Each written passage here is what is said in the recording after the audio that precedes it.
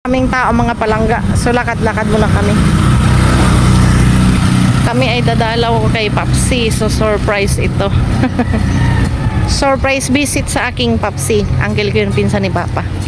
Kay Rodrigo Marzonia Jr. Ayan o. Puno kasi ang ano, maraming customer si Doc. So lakad-lakad muna kami. Dalaw kay Papsi. Tingnan natin mga palangga. Naawa din ako doon kasi sobrang hirap sa buhay. May mga anak, syempre may mga trabaho mga anak, pero may pamilya kaya hindi rin sapat, di ba?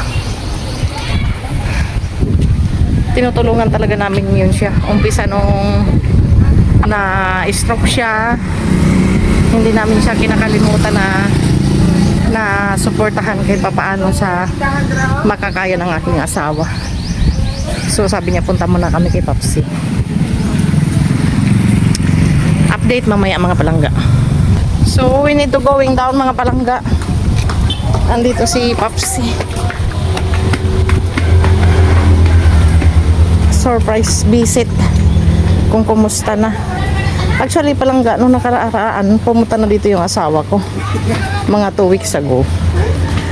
Nagpunta siya dito, nagbigay siya ng konting tulong kay Papsi. So kami ay bibisita kasi na hindi ako nakasama kasi busy ako sa resort, nagpapatrabaho kasi kami. So ito mga palangga,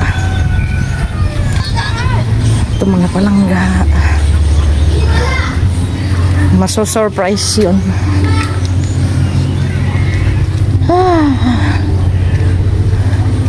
O diba, napasabak sa lakad ang inyong durang layas, bigla ang lakad. Ayan o, rumblon yan mga palangga. Ayan dyan. Ito yung bahay nila. Oh, dahan-dahan asawa. Ayan.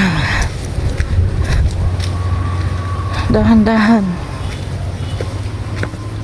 Tao po! Tao po! Tao po! Tao po! Sarap na tulog. Ay, ayaw man dadulog eh. Uy, sus.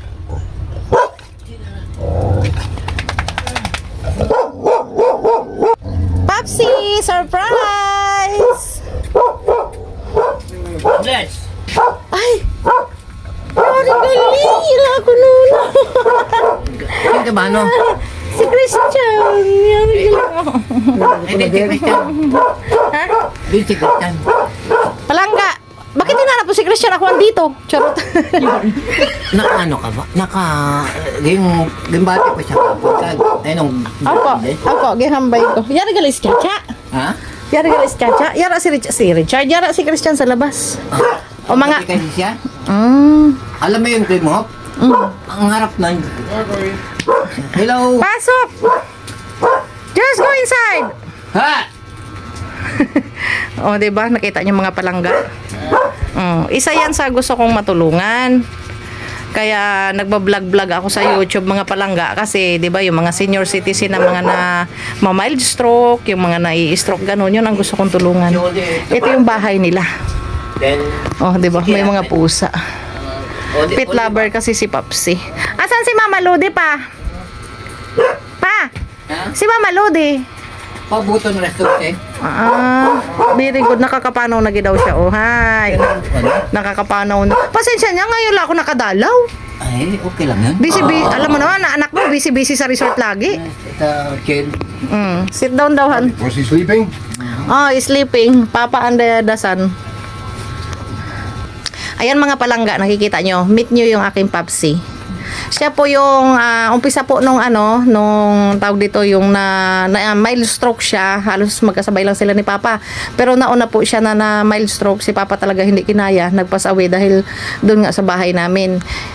Hindi namin to pinabayaan ni Christian kahit papaano. Nung na-hospital siya, dinala sa udyungan. Iyak na ako ng iyak noon. Kasi di ba pa, mahal na mahal ko to eh. Mahal na mahal namin to ni Christian. And then, sana mga palangga, may kung sino man pong maawa sa inyo. Kasi ako po ay walang trabaho. Sinasabi ko naman po talaga lahat sa aking vlog. Tumutulong talaga kami mag-asawa, kami ni Christian. Ang problema, syempre, workers lang din yung asawa ko, welder lang din siya. So, hindi niya kayang i-sponsor lahat. So, ako po yung nananawagan. Sana po kung may maganda pong puso dyan na matulungan po si Papsi. Kasi nagme-medication pa din po siya. And then, ito po ang kanilang bahay. Nakikita nyo po. Oh, napakasimple lang po ng kanilang bahay. At saka si Ante, ang kanyang asawa, si Mama Ludi, wala po siya lagi dito. Kasi siya po ay nagtatrabaho. Kumbaga, si Mama Ludi po talaga ang... Naglalabra ka to? Oo, si Mama Lodi po talaga ang nag-provide sa kanila. Halos lahat ng medication ni Popsi. Siyempre kung may maibibigay po kami ni Christian na pambiling-biling gamot, ganon. So, kumusta na po ang pakiramdam mo ngayon? Medyo okay na, nakakalakad. Pero po, gusto ko lang maibalik na yung lakas ko na makaakyat sa mga hagdanan, ganyan. Kasi hindi ako makaakyat sa hagdanan eh. Tuna nung na-stroke ako, maubos lahat yung lakas ko. Ibig sabihin, hindi na kagaya ng dati. Sana gusto ko, sa awa ng Panginoon, may balik sa Tapos, na makarating ulit sa resort, no? Para pasyal-pasyal man lang ako, makarating mga sa mga kaibigan ko na tumulong sa akin. At saka po talaga, may mga anak naman po si Papsi, kaso may mga anak din po, kagaya po yung kanina, si Richard. May mga pamilya na yun. Oo, siyempre tumutulong man po sila, pero siyempre tutok sila sa kanilang pamilya, pero tumutulong po sila sa kanilang magulang siyempre. So, mga palangga, ako po'y nananawagan po sa mabuti ninyong kalooban. Nananawagan po ako, sana po may mag-sponsor po kay Papsi. Kasi alam niyo po yung kalagayan po niya. Yung gustong-gusto man po namin ni Christian na tulungan, pero wala po kasi akong trabaho eh. Yung alam niyo po yung sumisikip po yung dibdib ko. Kasi alam niyo yung gustong-gusto niyo siyang tulungan, pero wala din po kayo magawa. Umaasa din lang din po ako sa bigay-bigay ng aking asawa. Maway naman din po si Christian, pero hindi po talaga lahat na mapoprovide po namin yung talagang pangangailangan ni Papsi na talagang sabihin na talagang focus doon. So, kung ano po yung halimbawa, may bibigay ni Christian, halimbawa, nagbibigay ng 3,500, 2,000, 1,500, 500, ganon. So, malaking bagay na po yun. Pero sana po ako'y nanawagan po sa inyo na tulungan niyo po sana si Papsi. Kung sino man po ang, kahit magkano lang po, pang maintenance lang po niya. Ano pa ang iyong maintenance? Lusaptan, saka amlodipine. Tapos vitamins.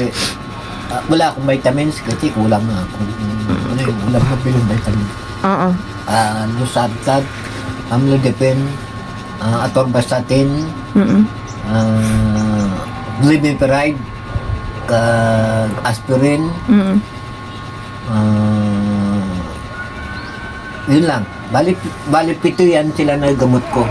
Oo. Araw-araw ang iniinom ko. Diyos ko, o diba? Sa 7 gamot na yun mga palangga, kahit sabihin mo na hindi ganun kamahalan, pero may mahal talaga na gamot dyan. Siyempre, si Mama Ludi lang ang nagtatrabaho kadalasan. Ang mahal ko lang na gamot is atorvastatin. 10 pesos po ang isa. Oo. So, hindi po talaga kaya ni Mama Ludi, mga palangga. So, sana po, kung sino pong maawa sa inyo, sana po magbigay po kayo ng tulong. Ipadaan nyo lang po sa akin, contact nyo po. Ilalagay ko po yung contact number ko at saka ang aking messenger po kung sino man po ang gustong tumulong. So, makakaabot po yun kay Papsi kung sino man po ang may mabuting puso dyan na gustong tumulong. Nakita nyo, yan ang lagi niyang kasama pag nasa trabaho si Nono, si Richard, shout out, yung anak niya kanina kasi nag-work din yon. And then pag wala si Mama Lodi, alone lang si Papsi. So ito ay nanggaling kay Christian. Pasensya ka na dyan ha. Thank you. Small hill lang. Yeah. Small hill. Oo. Na nakaraan mga palangga, pumunta din dito si Christian. I think it's 2 weeks agohan. Mm. 2 weeks po. Nagbigay din si Christian ng pasalubong kay Papsi na pambili-bili din niya ng maintenance. So, mga palangga, uulitin ko po, sana po meron po sa inyong maawa kay Papsi. Ito po kasi ay, alam niyo po yung nakasabayan ko po siya. Ang tagal po niya sa amin sa resort. So, mahal na mahal po namin siya. Siyempre, hindi po namin siya matiis. Kung dati po nung nasa Denmark po si Christian, talagang may time po ako talaga na pumunta dito, di ba dinadalaw ko talaga siya dito. Tapos, Always helping. oo, dinadalhan ko siya ng pang budget niya, ganun. Kasi hindi talaga kaya ni Mama Ludi, mga palangga. So, ito lang ang masasabi ko. Kung sino ang may mabuting puso dyan, sana po tumulong po kayo kung taos puso po sa inyong puso. Ayun po ay makakarating kay Papsi ng buong buo. Dadalhin po namin mag-asawa. So, panawagan ikaw. Kung sino man po ang may mabuting puso, ay pasalamatan ko po yun ng mabuti at para mabutan na po ang aking paggaling. At unti-unti na po lumakas sa awa po ng ating Panginoon. Maraming po salamat. So, yun lang po mga palangga. Kami po ay nananawagan sa inyo. So, sana po ito ay makarating po sa inyo at maluwag po sa inyong pusong tumulong. Kami po ay tatanggapin po namin ng taos puso yun at ipaparating namin kay Papsi. O, di ba mga palangga? At least ngayon mga palangga, naka-recover na talaga si Papsi kahit papaano dahil sa mga gamot-gamot din. Dati talaga yan, yung atal siya magsalita. Pero ngayon ay nakakalakad-lakad na siya at tapos nakakapagsalita Hindi na ako ng nakakalakad. Bedridden nito ako. Totally bedridden po ako. Di ba? So, yun lang mga palangga. That's it for now. Kami po na yung magpapaalam. Bye-bye, Papsi. Sa susunod po. Ayan. Salamat, Papsi. So, ayun mga palangga. Magpapaalam muna kami. So, sa next vlog naman ay pupunta namin si Lolo Jun. So, yun po ang sinasabi ko sa inyo na please follow and subscribe my channel para po ito po ay sa mga senior citizen na nangangailangan, higit na nangangailangan po dito sa Romblon. Yun po ang sinasabi ko po sa inyo. So, hindi po ako doon nagbibiro. Yun po ay napakarami pong tao po dito na hindi po nakakalimutan ng pamilya actually. Minsan, medyo nakakalimutan na din ang sabihin natin ng gobyerno na tulungan. Mayroon man, konti, hindi sapat. And then, syempre may mga anak man sila, marami din silang mga apo. So, hindi sapat na tutulong yung mga anak, pero hindi sapat. Kumbaga, hirap din kasi sila sa buhay.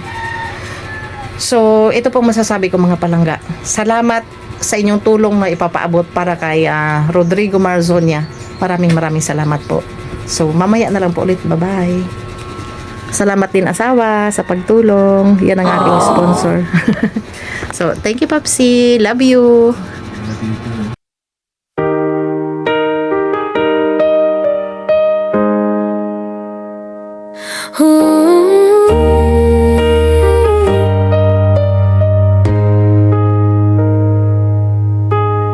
Sa bahay lang minsan, lutong bahay vibes, halo-halo recipe, pampasaya ng lives.